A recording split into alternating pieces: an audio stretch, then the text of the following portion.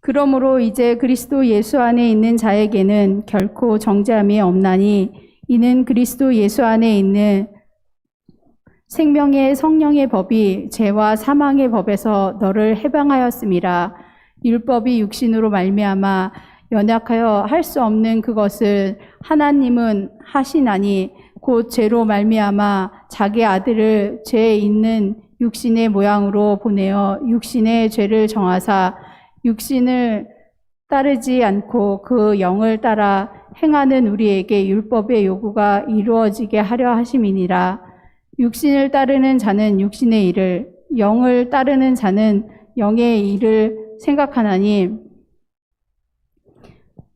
육신의 생각은 사망이요 영의 생각은 생명과 평안이니라. 육신의 생각은 하나님과 원수가 되나니 이는 하나님의 법에 굴복하지 아니할 뿐 아니라 할 수도 없음이니라. 육신에 있는 자들은 하나님을 기쁘시게 할 수 없느니라. 만일 너희 속에 하나님의 영이 거하시면 너희가 육신에 있지 아니하고 영에 있나니 누구든지 그리스도의 영이 없으면 그리스도의 사람이 아니니라. 또 그리스도께서 너희 안에 계시면 몸은 죄로 말미암아 죽은 것이나 영은 의로 말미암아 살아있는 것이니라. 예수를 죽은 자 가운데서 살리신 이의 영이 너희 안에 거하시면 그리스도 예수를 죽은 자 가운데서 살리신 이가 너희 안에 거하시는 그의 영으로 말미암아 너희 죽을 몸도 살리시리라. 아멘. 여러분, 지난 한 주간 동안에 여러분은 얼마나 자주 죄와 씨름하며 지내셨습니까? 하나님 앞에서 뿐만 아니라 하나님께 향한 죄뿐만 아니라 사람들을 향해서, 사람들에 대해서, 가장 가까이 있는 사람들에서부터 뭔가 또 나와는 직접 연관은 없지만 누군가를 향해서 어떤 죄가 되는 그런 행동들은 하지 않으셨습니까?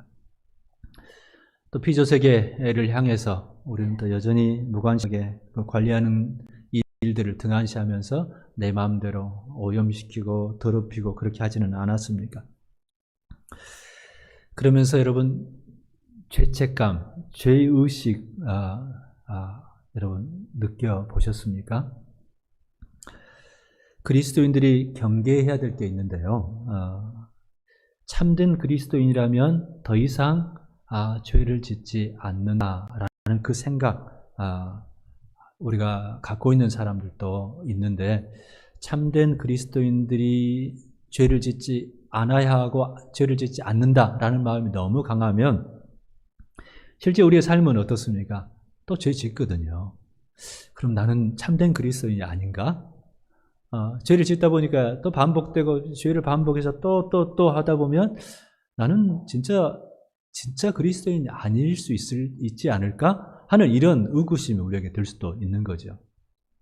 그러니까 죄에 대해서 우리가 예수님을 믿었음에도 불구하고, 믿고 있음에도 불구하고 죄를 어떻게 이해하느냐에 따라서 우리가 잘못된 생각을 할 수 있다는 거죠. 그래서 나는 맨날 이렇게 죄를 반복해서 짓는 거 보니까 나는 구원 못 받을 수도 있겠구나, 이런 마음을 품는 사람도 있습니다. 이건 이제 사실은 잘못된 생각인데요. 그리고 어떤 사람은 이제 그 정반대로 참된 그리스도인도 사람이야, 회개하면 되지 뭐. 그렇게 하면서 오늘 우리가 반복해서 짓는 그 죄의 잘못에 대해서 별로 이렇게 무감각하게, 너무 가볍게, 대수롭지 않게 생각하는 사람들도 있습니다. 이 양쪽 모두가 잘못된 거죠. 우리가 사실은 죄에 대해서 예수님께서 말씀하신 것처럼 피 흘리기까지 싸우는 게 맞습니다. 그런 부분이 우리가 지금까지 쭉 로마서 7장까지 다뤄왔는데요. 로마서 우리가 7장, 지난주에 우리가 그 교회에 대해서 말씀을 나누다 보니까 지난주까지 7장을 다뤄왔는데, 로마서 7장은 우리가 예수 그리스도의 구원의 은혜를 힘입었음에도 불구하고 우리가 인간의 몸을 사는 한에서 여전히 죄를 지을 수밖에 없는 존재다 하는 것들을 사실 배웠습니다. 율법이 거기에 대해서 어떤 우리를 구원해 주지 못한다 하는 것들도 사실은 성경을 통해서 배웠었고요. 그러다 보니까 그리스도인이 아닐 때는 죄 지어도 그게 문제가 되지 않았어요. 크게 문제가 되지 않았죠. 그렇게 아파하지 않았어도 되는데 예수님을 믿다 보니까 이 죄가 문제가 되는 거예요. 이건 보통 일이 아닌 거죠. 구원을 못 받아서 문제가 아니라 죄는 하나님과 관계를 단절시키는 그런 역할을 하잖아요. 그래서 오늘 이어진 하나님과 관계를 내가 누리지 못하기 때문에 죄가 여전히 남아있으면 그게 하나님과 관계가 온전해지질 않는 거예요. 그래서 이제 힘든 그런 모습을 보여주면서 우리가 읽었던 로마서 7장 그 24절이죠. 오호라 나는 공고한 사람이로다 이 사망의 몸에서 누가 나를 건져내랴 하는 참된 그리스도인이었던 우리 사도 바울의 그 한탄, 탄식을 읽게 되는 거죠. 그래서 우리의 삶 안에서도 내가 예수님을 믿고 또 구원도 받았고 예수님이 나의 모든 죄를 사해 주셨, 용서해 주셨는데 오늘 여전히 하나님을 향해서 또 사람들을 향해서 세상 피조세계를 향해서 죄를 지어가는 우리의 모습을 보면서 사실은 이런 고백을 해야 정상인 거지. 이게 이제 실제 오늘 예수님을 믿는 그리스도인들의 모습이라는 것을 이야기를 해줍니다. 근데 우리가 계속해서 읽었습니다만 여기서 이 말씀이 끝나지 않습니다. 사도 바울의 고백에서 이 탄식에서 그 다음으로 이어지는 25절 말씀이 우리 주 예수 그리스도로 말미암아 하나님께 감사하리로다 라는 찬양으로 이어집니다. 그냥 괜히 이렇게 이어지는 게 아니라 그 찬양의 그 이유들이 이제 8장에서부터 이어져 나오는 거죠. 우리가 죄를 지을 수밖에 없고 이 땅에 예수님을 믿지만 그런 존재이지만 그런 연약한 존재임에도 불구하고 우리가 이 죄로부터 자유할 수 있는 그 길이 있다는 것을 말씀을 해주고 있는 거죠. 그게 바로 8장에서 우리가 읽어가겠습니다마는 유일한 비결입니다. 죄의 율법으로부터 정말 자유하는 비결. 오늘 8장에서 말씀하시는 것은 바로 성령 안에서 살 때. 그건 이제 그리스도 안에서 살 때. 성령 하나님은 성부 하나님, 성자 하나님의 영이잖아요. 그러니까 하나님의 영, 그리스도의 영으로 같은 말이거든요. 그러면서 예수님께서 성천하시면서 보혜사, 또 다른 보혜사를 우리에게 보내주신 분이 바로 성령 하나님이시잖아요. 그러니까 하나님의 영이고 예수님의 영이고 동일한 같은 본체이신 거죠. 그러니까 성령이 우리 안에 거하신다면 하나님이 우리 안에 거하시는 거고 예수님이 우리 안에 거하시는 거 맞습니다. 우리는 사람 이렇게 한 사람 한 사람 개체를 구분하다 보니까 삼일체 성령 하나님, 성부, 성자, 성령 하나님에 대해서 참 어려워요. 그렇지만 이 성부, 성자, 성령이 하나님이 한 분이시다. 우리가 이제 이해하기는 어렵지만 신적 공동체이신 하나님이시다는 것을 이제 성경은 우리에게 말씀해 주는데요. 우리가 이걸 하나님을 다 알면 이 하나님이시겠습니까? 우리가 다 모르지만 그러나 이해할 수 있고 이 하나님을 우리 삶 안에서 경험할 수 있기 때문에 우리가 그 고백을 해가는 거죠. 성령 안에서 살면 우리가 죄에 대해서 저항할 수도 있고 죄를 안 질 수도 있고 자유할 수도 있는데 그 구체적인 방법에 대해서 성령 안에서 사는 방법에 대해서 사실은 오늘 8장에서 이야기를 해주고 있는 거죠. 그 중에서 이제 우리가 전부는 다루지 않고 오늘 이제 11장까지만 우리가 같이 말씀을 나눠볼 텐데요. 우리가 죄에서 자유할 수 있다. 율법은 우리의 구원을 주지 못했지만 그 예수 그리스도를 통해서 주시는 그 구원을 온통 우리 삶 안에서 누릴 수 있는 비결이 바로 성령 안에서 사는 방법인데 왜 어떻게 그게 가능해졌냐 하는 것을 조금 더 8장 1절, 2절에서는 설명을 해주는데요. 우리 8장 1절 같이 한번 읽어보실까요? 같이 한번 읽습니다. 시작. 그러므로 이제 그리스도 예수 안에 있는 자에게는 결코 정죄함이 없나니 아멘입니다. 여러분 이거는 하나님께서 바울사도를 통해서 우리에게 주시는 말씀이자 선언입니다. 너희에게 결코 정죄함이 없다. 전제 조건이 있죠. 그리스도 예수 안에 있을 때. 우리가 그리스도 예수 안에 있기만 하면 정죄함이 없다 정도가 아니라 결단코 결코 정죄함이 없다라고 말씀합니다. 하나님께서 우리를 죄가 있다 말씀하지 않는다고 말씀하는 거죠. 이거는 이제 사람을 향해서 우리가 죄를 지었을 때는요, 책임을 져야 돼요. 잘못한 거 갚아줘야 됩니다. 그러나 하나님께서는 그것도 하나님 차원에서 이제 너 이리 죄가 많으니까 너는 구원 없어. 하나님 나라 없어. 이렇게 말씀하지 않고 너는 이제는 그 모든 죄가 지었고 있지만 이제 내가 그를 무효화해 주겠다. 사면해 주겠다. 이렇게 말씀하시는 거죠. 이게 이제 이 사건이 이번에 끝나는 게 아니라 우리가 인생을 다 마무리할 때도 우리 하나님께서는 동일하게 그 선언을 우리에게 해주십니다만은 그런데 많은 사람들이 오늘 육신을 입고 살다 보니까 죄를 짓기도 하고 그로 인한 죄책감, 죄의식을 느끼다 보니까 이 선언을 그냥 알고는 있는데 정죄함이 없다는 사실들을 잊고 놓치고 사는 경우가 많이 있습니다. 그러니까 회개하기 전에는 정죄함이 있는 것 같아요. 하나님께서 정죄하실 것 같아요. 그런 느낌이 우리는 갖고 살아가고요. 그러다가 회개할 기회를 놓쳐버렸어. 갑자기 이제 죽었다. 회개하지 못하고 죽었다 하면 구원이 없는 것 아닌가? 이런 생각들을 여전히 하게 된다는 거죠. 굉장히 극단적인 예에 불과합니다만은 그러나 그럼에도 불구하고 하나님께서는 우리를 결코 정죄하지 않으신다 하는 이 선언을 우리는 붙잡으실 필요가 반드시 있습니다. 왜 그러냐면 하나님께서는요 우리가 예수님을 믿으면서 뭐가 바뀌었냐면 우리 신분이 바뀐 겁니다. 뭘로 바뀌었습니까? 하나님의 자녀가 된 겁니다. 마귀의 종, 마귀의 자녀에서 네 아비 마귀라 그러잖아요. 거기서 하나님의 자녀, 하나님의 종이 된 거예요. 이제 종과 자녀에 대해서는 제가 자주 말씀을 드립니다만은 우리가 종의 자세로 우리가 상속자지만 그때까지는 상속을 받을 때까지는 종처럼 우리가 배워가서 예수님을 닮아가야 된다는 말씀을 제가 자주 드리잖아요. 그래서 하나님의 자녀로 하나님의 종이 이제 우리가 되었기 때문에 우리는 그 죄를 짓고 한 것으로 인해서 하나님의 관계는 절대 끊어지지 않는다 하는 것에 대해서 확실하게 붙잡을 필요가 있습니다.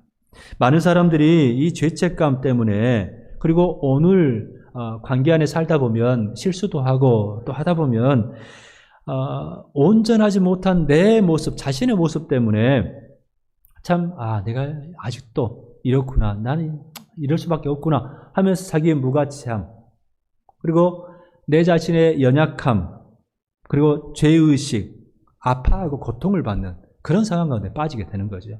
이걸 이제 경험하지 않고 별로 대수롭지 않게 생각한 건 이건 더 큰 문제고요. 정상적으로 죄를 지은 상태에서는 이게 와야 정상입니다. 그런데 그 고통당하고 오늘 바울사도가 이야기했던 것처럼 오라 나는 공고한 사람이로다. 이 사명에서 누가 나를 구원할까 하는 그 고백들을 하는 사람이 거기서 계속해서 그로 인해서 우울해하고 또 가라앉고 절망하고 이런 부분에 대해서 하나님은 자기의 자녀들이 그렇게 사는 걸 원하지 않습니다. 그러다 보니까 오늘도 우리가 하나님 앞에서 하나님은 여전히 우리를 사랑하시고 우리는 하나님의 자녀야. 하나님은 이것 가지고 정죄하지 않으셔. 이 죄의 열매는 내가 거둬야 되지만 내가 이 죄를 다시는 짓지 않도록 이겨낼 수 있도록 이걸 극복할 수 있도록 우리 하나님, 우리 아버지는 원하셔. 라는 것을 고백하고 인정하고 우리도 선언할 필요가 있다는 말씀입니다. 그게 정죄함이 없나니라는 그 말씀이라는 거죠. 우리가 죄에 대해서는 정말 두려워할 줄 알아야 됩니다. 우리가 죄 짓는 것을 가볍게 여기면 안 되는 거죠. 그 열매는 우리가 고스란히 거둬야 되니까. 그런데 우리 주님께서 우리에게 원하시는 것은 다른 사람들 어떤 죄를 지음으로 인해서 양심의 가책에 그냥 절망하고 자포자기하고 이런 것 원하지 않으십니다. 다른 사람들과 비교해 가면서 내가 나는 왜 이럴까? 그렇게 계속 자기 자신을 또 뭐라 그래야 될까요? 비하시키는 것 이런 것도 하나님께서 원하시지 않으신다는 거죠. 또 죄를 지으면서도 이런 마음을 안 가진 것도 더 문제지만 이 상태에서 계속해서 우리가 가라앉아 있는 것 원하지 않으신다는 거죠.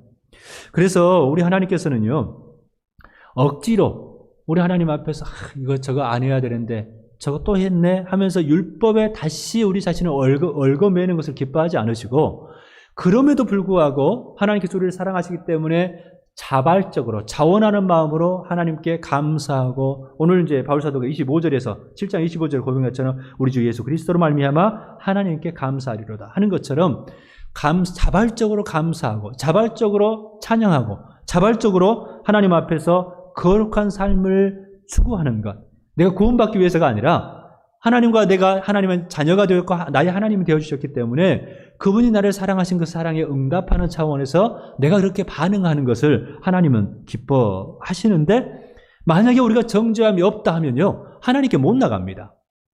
하나님께 나가는 게 겁나거든요. 하나님께 나갈 수 있을까? 그러다 보면 한 번 안 나가면요, 관계라는 게 그렇습니다. 우리가 내가 그 부모나 어떤 사람과 관계에 있을 때 뭔가 잘못해가지고 이걸 해결해야 되는데 그냥 피하기 시작하면 그 다음부터는 그 사람 못 만납니다. 괜히 저 멀리서만 봐도 내가 피해버리고, 관계라는 게 그렇습니다. 하나님과 관계도 마찬가지죠. 우리가 잘못했을 때 하나님이 정죄하신다, 두려우신 하나님이시다, 그것만 생각을 하고 하나님께 나가지 않으면요, 우리는 하나님으로부터 내 스스로가 멀어집니다. 하나님은 여전히 거기 계시고 하나님이 오히려 다가오심에도 불구하고 우리가 뒤로 내빼는 거죠. 빠져나가는 거죠. 피해가는 거죠. 그러다 보니까 하나님의 관계가 내가 못 누리게 되는 그런 일들이 벌어지게 되는 겁니다. 그러면서 2절에서는 이는 그리스도 예수 안에 있는 생명의 성령의 법이 죄와 사망의 법에서 너를 해방하였음이라 라고 설명을 해줍니다. 생명의 성령의 법, 이 어디서 작용을 합니까? 그리스도 예수 안에서. 그리스도 예수 안이란 말이 1절과 2절에서 반복이 되지 않습니까? 성령은 생명의 영이십니다. 생명을 주시는 분이시죠. 태초에 생명을, 우리에게 생명을 주실 때부터 성령께서는 역사를 하셨죠. 그런 것처럼 오늘도 우리에게 여전히 동일하게 생명을 주시는 분은 성령이십니다. 하나님이 성령이십니다. 이 성령께서, 이 성령의 법이, 성령의 힘, 능력이, 성령의 권세가, 성령의 질서가 우리를 죄와 사망의 법에서 해방하셨다라고 말씀합니다. 해방시켜 주셨다라고 말씀합니다. 그래서 우리는 정죄를 받지 않는다라고 말씀하는 거죠. 우리가 예수 안에 있습니까? 예수 그리스도 안에 여러분 거하십니까? 계십니까? 그러면 우리는 더 이상 성령의 역사로 인해서 정죄함을 받지 않는다라고 성경은 선언을 해 주시는 거죠. 성령께서 이제 3절부터 4절은 어떤 일을 하시는가라고 말씀하는데요. 우리 3절, 4절 같이 한번 읽어보실까요? 함께 같이 읽어봅니다. 율법이 육신으로 말미암아 연약하여 할 수 없는 그것을 하나님은 하시나니 곧 죄로 말미암아 자기 아들을 죄 있는 육신의 모양으로 보내어 육신의 죄를 정하사 육신을 따르지 않고 그 영을 따라 행하는 우리에게 율법의 요구가 이루어지게 하려 하심이니라. 아멘. 율법이, 우리 육신도 연약하고 율법도 연약한 육신 때문에 뭔가 할 수 있는 일이 없었어요. 근데 그것을 성령께서 하시는데 그 계기가 바로 예수 그리스도, 오늘 아들을 죄 있는 육신의 모양으로 보내 육신의 죄를 정하사 육신을 따르지 않고 그 육신의 죄를 정해서 육신이 죽게 함으로 인해서, 예수님의 대속의 죽음으로 인해서 이 사건이 일어난 거예요. 우리에게 자유함이, 죄로부터 자유하게 되는 일이 일어났다는 것을 이제 설명을 해주는데,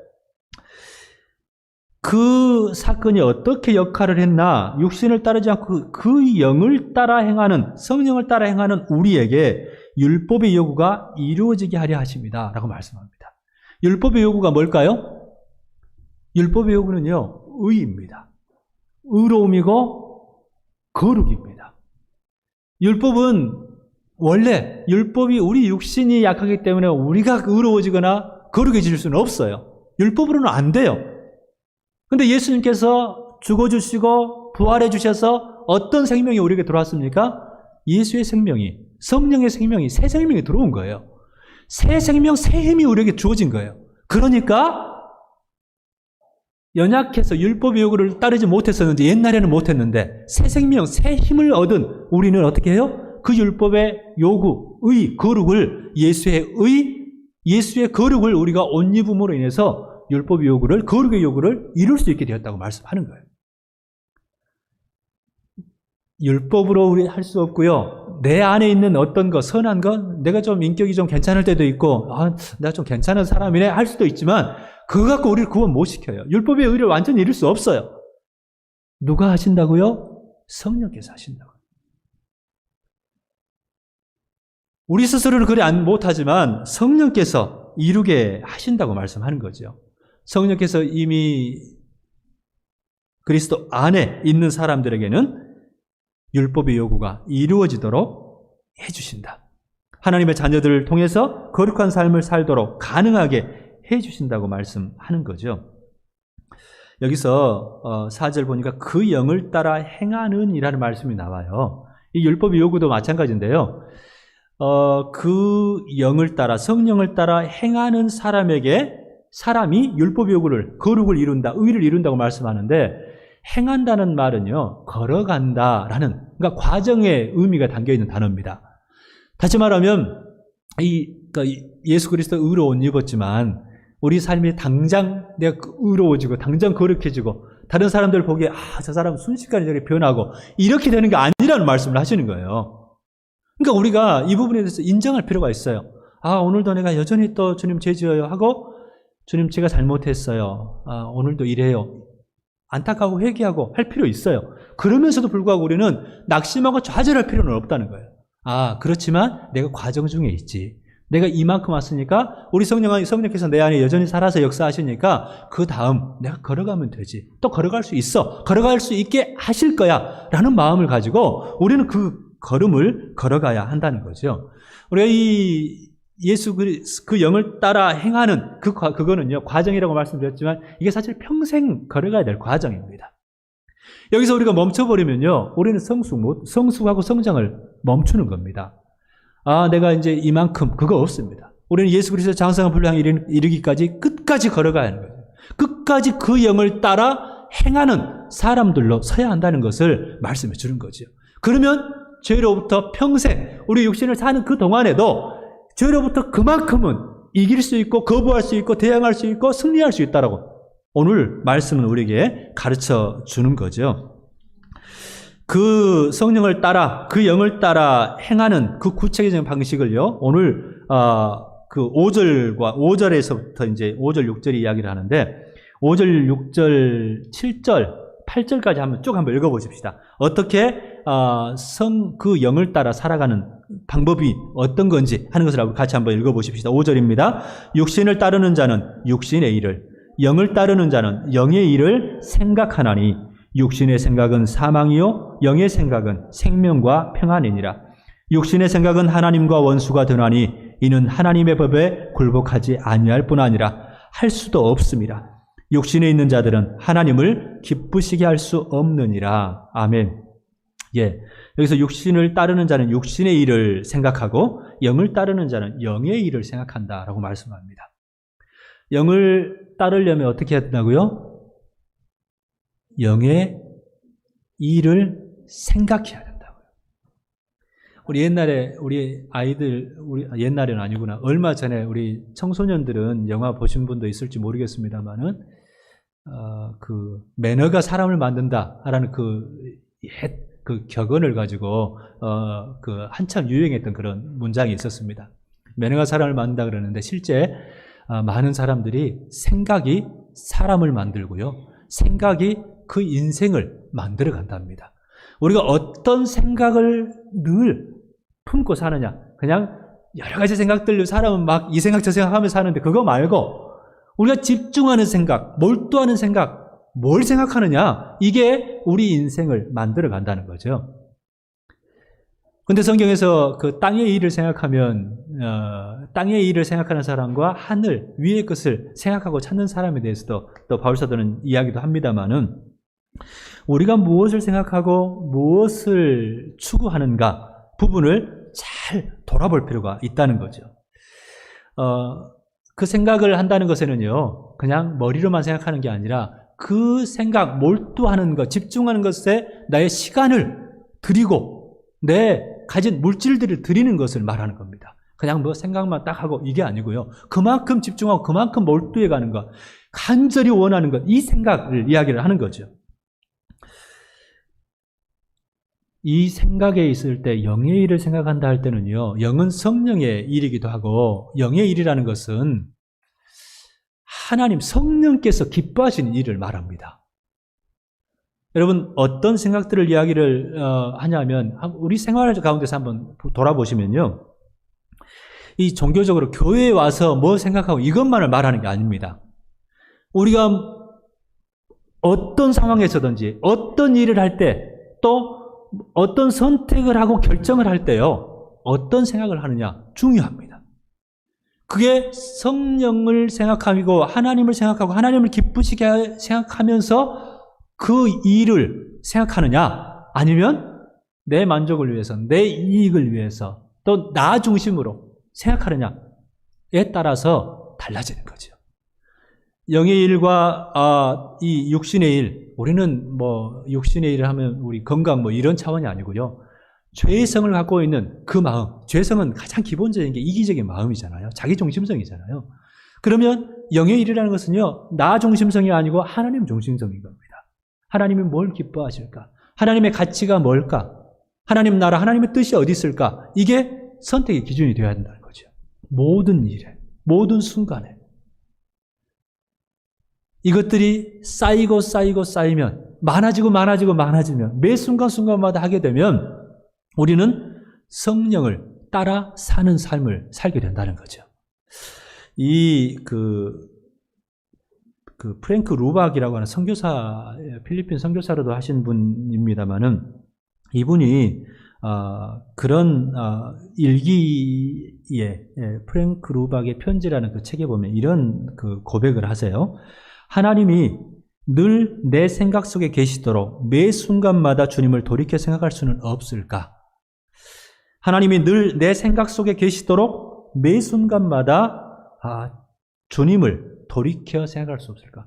매 순간마다 주님을 생각할 수 없을까? 그럼 내 생각 속에 늘 주님이 계시는 거죠. 그것을 위해서 이제 연구하고 여러 가지 실험을 하면서 1초 1초를 주님 생각하는 것에 막 이렇게 집중하기도 했는데요. 아무 일도 안 하고 그냥 그 생각만 하라는 게 아니라, 내가 노동을 하면서 또 설거지를 하면서 내가 지금 맡은 그 일터에서 그 일들을 하나님 안에서, 하나님의 뜻 안에서 생각해 보는 거죠. 이게 성령 일이 되도록, 하나님이 기뻐하시는 일이 되도록, 그래서 이 일을 하면서도 내가 하나님 안에서 일을 하도록 생각하는 거죠. 이게 교회 안에서 내가 예배 드릴 때만, 또 봉사할 때만 이걸 하는 건 당연히 그렇게 해야겠죠. 훨씬 더 이거는 쉬운 일이고 수월하거든요. 우리가 예배당 와서 하나님 생각하는 거 훨씬 수월하잖아요. 뭐 맨날 찬송하고 기도하고 하니까 하나님 생각할 수밖에 없죠. 그런데 우리가 참 재밌는 거는, 그러면서도 잠깐 또 우리 생각들은 또 멀리 하나님으로부터 떨어져 가지고 내가 좋아하고 내가 뭐 궁금해하고 이런 것을 또 생각하는 경우들도 많잖아요. 그만큼 이게 어려운 겁니다. 우리가 별 생각 않고 살아서 그렇지. 우리가 설교 들으면서도 우리 마음들은 저 가 있기도 하고, 뭐 조는 거 정도가 문제가 아니라 눈은 뻥이 뜨고 있으면서 우리 생각은 그냥 집에 가 있기도 하고, 뭐 놀이터 가 있을 수도 있고, 뭐 친구 만나고 있을 수도 있고 그러잖아요. 그렇거든요. 근데 그 생각을 하나님 생각으로 집중하는, 사실은 예배당에 오는 게 훨씬 수월하기 때문에 이 훈련도 해야 돼요. 근데 이거 말고 공부할 때도, 또 내가 뭔가 진로를 결정할 때도 하나님의 일을 생각하는 사람은 그 일을 하면서도 벌써 성령을 따라 사는 삶을 사는 거고요. 그러다 보니까 육신의 일을 생각하지 않게 되는 거예요. 사실 육신의 일은 이 땅에서 막 추구하는 거 뭐 그런 거일 수도 있고 죄일 수도 있고, 우리가 육신의 일이라는 것은 하나님이 기뻐하시는 것을 더 많이 생각하느냐, 오늘도 여전히 우리는 뭐 멋진 차, 멋진 집, 뭐 이게 멋진 옷, 이것만 그냥 추구하느냐 하다 보면 하나님 생각들은 멀리 가 있을 수밖에 없지요. 우리가 진짜 성령을 따라 살고 성령 안에서 살기 위해서는요, 우리 생각을 붙잡아야 하는 겁니다. 그래서 고린도후서 10장 5절에서는 모든 생각을 사로잡아 그리스도에게 복종하게 하니라는 고백을 하거든요. 우리의 모든 생각을 사로잡아서 그리스도에게, 하나님께 복종하게 하는 것이 영의 일을 생각하는 것이라고 말을 하는 거죠. 그렇게 하다 보면 우리는 성령 안에서 어떤 정죄함도 없이 죄에서 자유하고 오늘 거룩을 이루어가는 삶을 살 수 있다라고 오늘 성경 말씀은 우리에게 이야기를 해주시는 거죠. 그러면서 그 결과에 대해서 이제 마지막으로 한번 돌아본다면, 우리가 이제 육신의 일은 사망이고, 그 육신의 생각은 결국은 사망의 열매를 맺고, 영의 생각은 생명과 평안을 가져오지 않습니까? 그러면서 이제 이 결과에 대해서 이야기를 하면서,